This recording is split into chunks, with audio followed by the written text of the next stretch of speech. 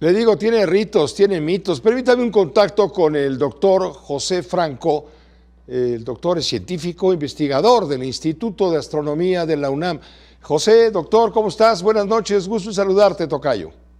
Muy buenas noches, el gusto es mío, tocayo. Qué gusto estar aquí contigo. José, a ver, ya hemos visto que hay mitos y ritos y estas cosas. ¿Qué valor le dan ustedes los científicos a esto de que hay que cubrirse el ombligo con una obsidiana y taparse la cabeza y mejor no verlo directamente? Mira, hay leyendas, tradiciones, rituales, mitos que se originaron en las culturas antiguas, y esto es cierto no únicamente en México, Sí, sino en muchos lados del mundo.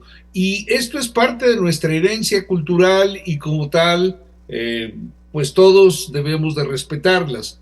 Y a la vez que respetamos esas creencias, creo que es importante también decir que desde la perspectiva científica, pues un fenómeno como un eclipse es algo que ocurre de manera natural varias veces al año, entre 2 y 3 veces cada año tenemos eclipses de sol, y pues darles una connotación fuera de la ciencia, pues es darles una connotación más bien mística que está en el terreno de las creencias. Entonces, somos respetuosos claro, de claro. las creencias y de los rituales. Pero vámonos a lo cósmico entonces, vámonos a lo astronómico, que es esto fuerte.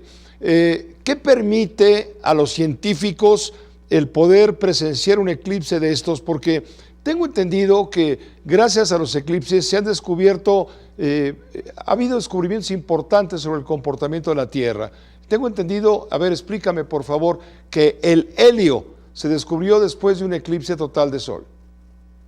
Mira, yo creo que hay una serie de descubrimientos que se han dado a lo largo de la historia gracias a los eclipses.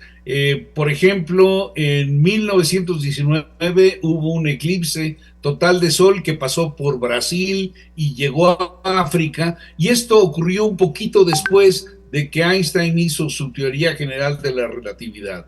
Él propuso en esa teoría que la luz se desviaba en la presencia de objetos masivos. Y durante ese eclipse se logró comprobar que efectivamente la luz se desvía cuando pasa cerca del Sol. Y esto no se podía hacer antes porque si no había un eclipse que tapara la intensidad luminosa del Sol, no podíamos ver cómo cambiaban las posiciones de las estrellas cuando estaban cerca del Sol. Gracias al eclipse, esto se pudo corroborar. Por otro lado, la atmósfera del Sol es una atmósfera extendida, muy caliente, que es también muy, muy tenue y es la que genera el viento solar. Esta atmósfera es imposible de verla si tenemos la luminosidad del cuerpo del Sol. Entonces, en el momento del eclipse se puede estudiar esta atmósfera extendida que se llama corona, y cuando hay una actividad magnética relevante como la que está ocurriendo en este momento, pues este eclipse nos va a permitir estudiar algunos de los fenómenos de la atmósfera extendida del Sol en un momento de una actividad magnética importante del Sol. No sé si esto responde Sí, tu pregunta. no, desde luego y con creces. ¿Qué más quisiera yo estar a la altura para poder entender mejor? Pero creo que la gente es muy lista, perdón, para esto. Pero desde el punto de vista físico, ¿por qué no es recomendable verlo directamente? ¿Por qué nos podemos quedar, pues eventualmente ciegos, ya sea de manera temporal o de manera permanente? Y por eso se recomienda la utilización de estos lentes especiales hechos y certificados con el ISO 12312-2. La luminosidad del Sol es muy, muy fuerte, es una luminosidad que cuando uno trata de ver el Sol sin protección, pues eso te obliga a cerrar los ojos porque hay una reacción natural que protege a nuestros ojos cerrándolos cuando tratamos de ver el sol sin ninguna protección. Y la parte interna de nuestro ojo no tiene nervios, de tal forma que si hay una intensidad luminosa muy grande operando por un tiempo largo, y un tiempo largo pues quiero decir segundos, esto puede dañar permanentemente la parte interna del ojo, puede dañar permanentemente la retina, y como no tenemos nervios en esa parte, no nos damos cuenta de lo que está pasando y lo percibimos tiempo después, ya que está totalmente afectada la retina. Entonces, no debemos de ver el eclipse, bueno, no debemos de ver el sol en general cuando no tenemos una protección adecuada. Los lentes que mostraste son lentes que efectivamente tienen esa la certificación. Aquí tenemos otros lentes que también son certificados, y con ellos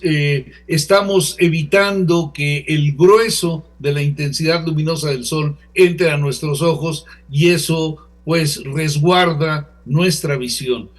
Otra manera de poder verlo directamente, si no tenemos acceso a estos lentes, es comprar filtros de soldador del número 14. No necesitamos la careta completa, sino únicamente el filtro, y el del número 14 es muy bueno, suficiente para hacerlo. Y debemos evitar los métodos caseros como vidrios ahumados o películas veladas o radiografías, porque estas no funcionan para nada y pueden generar una afectación permanente. Última pregunta, ¿a qué hora va a comenzar el fenómeno?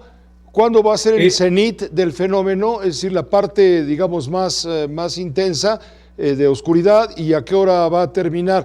Porque obviamente no se va a oscurecer todo el país. Hay una franja que incluye los estados de Coahuila, Durango, entiendo que Sinaloa es donde sí va a haber oscuridad total en una franja de unos 200 kilómetros aproximadamente, ¿correcto?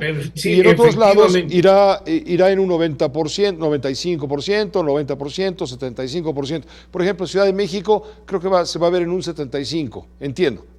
Así es, estás en lo correcto, y el eclipse vamos a poder tenerlo durante 3 horas más o menos, de que empieza la luna a tapar al sol a que termina de tapar el sol, pero el momento de la totalidad es un momento que dura unos 4 minutos únicamente.